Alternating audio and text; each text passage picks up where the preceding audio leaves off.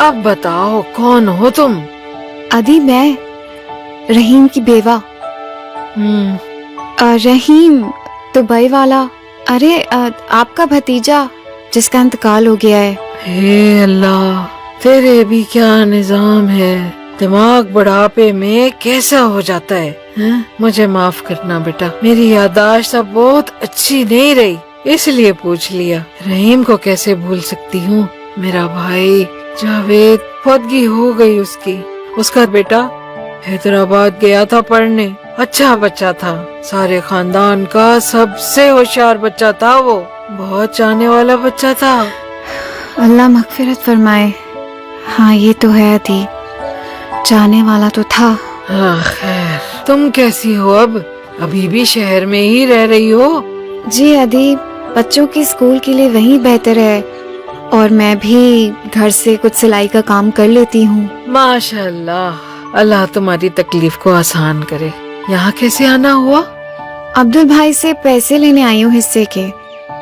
रहीम तो पहले हर महीने मेरे अकाउंट में ट्रांसफर करवा देते थे पैसे, लेकिन अब कुछ महीनों से मैं खुद ही आ रही हूँ। अच्छा, कितने देते हैं तुम्हें? अदी मुझे हिस्से का तो नहीं पता, लेकिन मेरे ख्याल से अद्दा ने हिसाब किताब सही ही किया होगा। क्यों नहीं पता? पता होना चाहिए। ये बहुत अच्छी बात है कि तुमने अब्दुल पे भरोसा किया, लेकिन अपने हिस्से के बारे में जरूर मालूम होना चाहिए। हाँ शाकिर, अब्दुल कहाँ है? अदी माफ कर दें, वो बछड़ा खुल गया था तो उसको बांध रहे थे। आप मगर बाहर कैसे आई? हैं? बाहर कैसे आई? सुबह उठी, मैंने देखा बछड़ा मेरी चारपाई पे खड़ा है। उसने कहा, दादी अपने पैरों पे चल के बाहर आ जा। बस मैं आ गई। हैं दादी? चल, ये बच्ची कितनी देर से यहाँ बैठी हुई है, नाश्ता लगवा जल्दी से।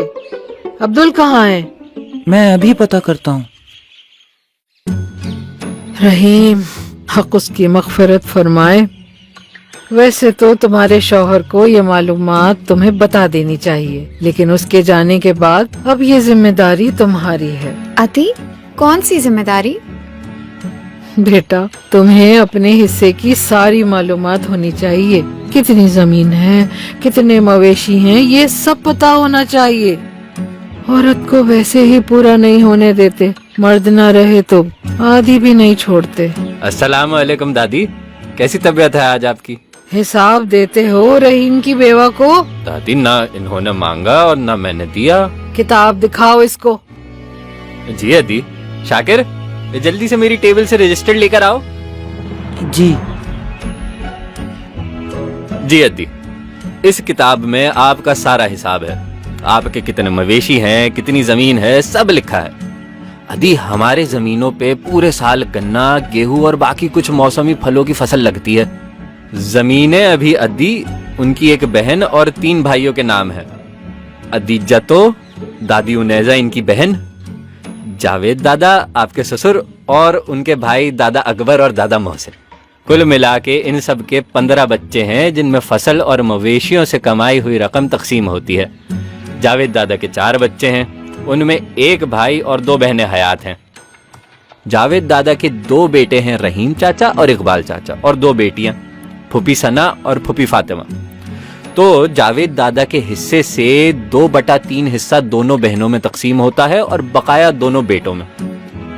अब मरहूम रहीम चाचा का हिस्सा अब आपका है, जिसमें फसल और मवेशी से कमाई हुई रकम तकरीबन 2 लाख से 2,30,000 माहाना बनती है।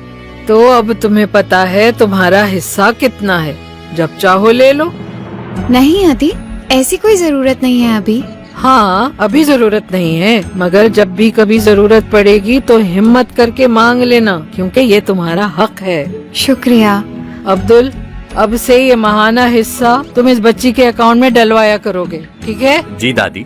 नहीं, मुझे यहाँ आने में कोई मसला नहीं है। हाँ ठीक है, तुम इधर जरूर आओ, लेकिन पैसे तुम्हें डायरेक्ट अकाउंट में मिलेंगे अब से। अदी अकाउंट से पैसे निकलते हैं, हिम्मत नहीं, वो लेने जरूर आया करूँगी।